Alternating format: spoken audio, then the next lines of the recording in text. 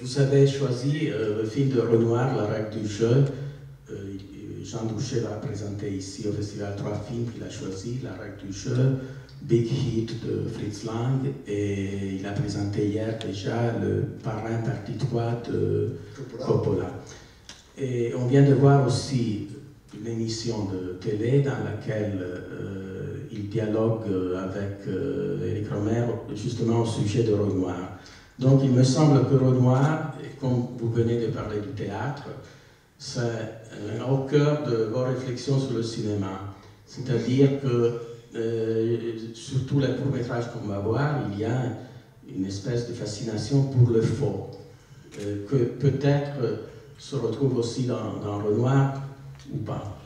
C'est-à-dire que moi, ce qui m'intéresse, d'abord, cette idée simple qui m'est de plus en plus devenue évidente pour moi, mais ça n'est pas pour beaucoup de monde d'ailleurs, c'est que le cinéma, ce n'est pas une continuation du théâtre, c'est un autre aspect de l'art dramatique. Et le théâtre, c'est de l'art dramatique, le cinéma, c'est l'art dramatique, mais ce n'est pas le même art dramatique que celui du théâtre. Tout ça pour une raison très simple, c'est que le théâtre représente, bien sûr, elle présente une nouvelle fois des idées de la vie, mais recomposées d'une façon artificielle. Et qu'il faut ensuite la rendre, évidemment, véritable. Mais l'art dramatique de théâtre et l'art dramatique, c'est fait passionnel, je suis très pour, j'adore le théâtre. Mais en même temps, le cinéma, c'est une autre forme de représentation. Le cinéma filme d'abord, c'est la première fois dans l'histoire de l'humanité, donc il y a un siècle, où d'un seul coup, l'humanité pouvait constater, regarder, avoir sous les yeux qu'est-ce que c'est que la vie. La vie est là, et au cinéma, on regarde vivre la vie. Ce qui est tout à fait différent du théâtre, de ce point de vue-là. Mais il n'empêche que c'est de l'art dramatique. Et évidemment, on retrouve beaucoup des éléments qui appartiennent aussi au théâtre. Alors, la complexité au cinéma, et c'est pour ça que Renoir est absolument génial dans ce domaine, et tout à l'heure, Astrid parlait aussi de Mitsubishi, ce sont les plus grands, ce sont ceux qui sont capables à la fois de garder les besoins de l'art dramatique qui nourrissent le théâtre, mais en même temps de faire en sorte que c'est la vie qui est là. Et qu'est-ce qu'on voit, c'est de la vie. Et donc, cette représentation-là a des éléments de théâtre, en particulier sur l'action, sur le mouvement dramatique, etc., et sur la conception des personnages. Il n'empêche que ce qui importe au cinéma, c'est la sensation, le sentiment, la sensibilité même, et l'impression première de la vie. C'est la vie qui compte. C'est pour ça que je ne suis pas spécialement orienté vers le cinéma dit à grand spectacle, qui ne travaille que les effets, en disant ça, ce sont des effets de cinéma. Ben, les effets de cinéma, tout à l'heure c'est Astrid qui le disait, c'est Robert qui le disait, etc. Ça ne m'intéresse pas. Ce qui m'intéresse, c'est comment d'un seul coup on a capté un moment de vie. Et pour moi, les grands cinéastes sont ceux-là.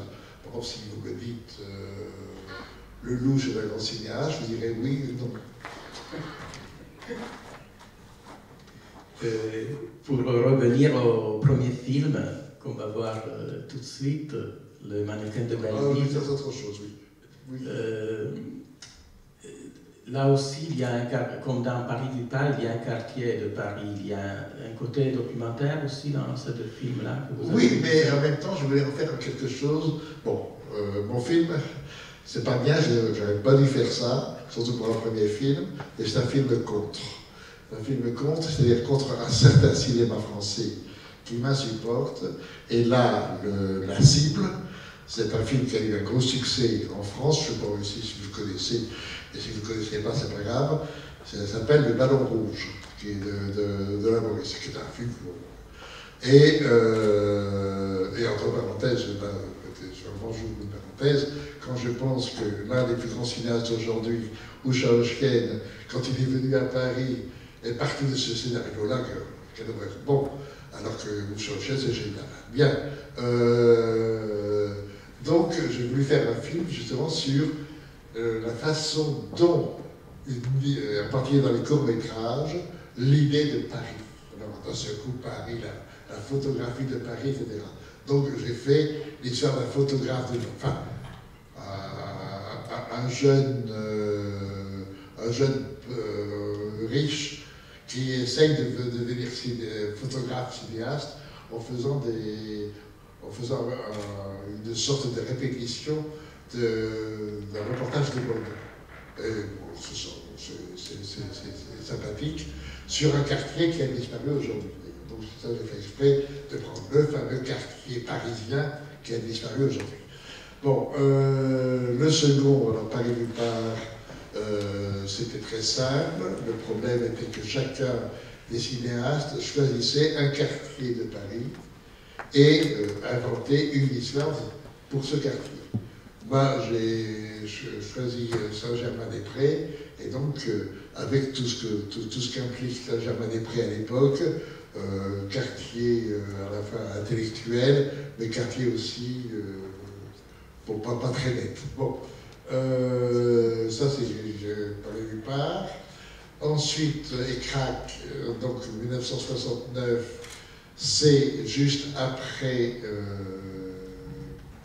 68, et finalement de 68, que j'ai vécu quand même un peu comme une comédie, je n'ai pas trop cru à la révolution, sauf à une révolution qui en effet m'avait frappé à ce moment-là, qui était la révolution féministe.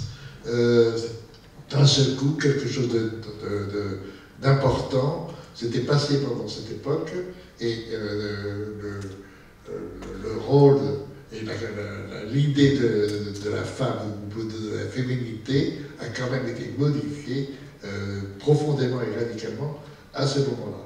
Donc c'est un film sur la rupture de l'idée machiste, etc. Bon, alors ça, j'ai fait celui-là avec Chabrol et avec quelqu'un que j'aime bien beaucoup et qui s'appelle Bulogier. Bon, ensuite, en 2012, non, en 92, non, 72, pardon. Ça, c'est le privilège de l'âge, c'est complètement bordel. En 72, c'est le dialogue des étudiantes, ça, sur une référence latine d'un auteur latin, et donc ce dialogue des étudiantes, en fait, c'était le titre de latin, c'était le dialogue des courtisans. En fait, certaines fois, le film est cité comme dialogue des courtisans. Deux titres possibles. Hein? C'est ça. Oui. Bon, c'est une histoire, là encore, sur le trio, quoi, deux femmes, un homme, classique. Et puis le dernier, donc c'est une histoire de psychiatrie sur la bicyclette, interprétée par de nouveau Claude Chabrol et Xavier Beauvoir. Et quand vous avez réalisé ce film, vous croyez que vous étiez influencé par vos critiques sur le cinéma, ou vous vous approchez d'une manière complètement libre comme réalisateur? Totalement libre. Dans le seul auquel j'ai fait référence, le premier, et pour lui faire pour dire tout le mal que j'en pensais, c'est à la Maurice. Donc, sinon les autres, non, je ne fais pas de référence aux autres, non, pas du tout. Je fais mon petit truc, et voilà. Alors, on me dit qu'aujourd'hui encore, ces courts-métrages fonctionnent, et même quelques-uns font rire, et même continuent à faire rire. Mais, en revanche, on n'arrive pas, enfin, on est en train d'essayer de faire des restaurations. Je crois que vous avez des copies qui ne sont pas premières. Oui, ça, en fait, Le festival m'a demandé de dire ça au début parce que malgré les recherches qu'on a faites, avec l'aide aussi de Jean Douchet, il n'y a pas de copies tellement bonnes qu'on peut projeter aujourd'hui. Donc je crois que ce programme doit être un peu aussi l'occasion pour relancer avec les cinémathèques et les institutions françaises la nécessité de tirer de nouvelles copies de films de Jean Douchet. En fait, il s'agit de courts-métrages, donc je pense que c'est un travail qu'on peut faire assez rapidement. Je crois que ECRAC, on est en train de préparer une nouvelle copie. On est en train de faire.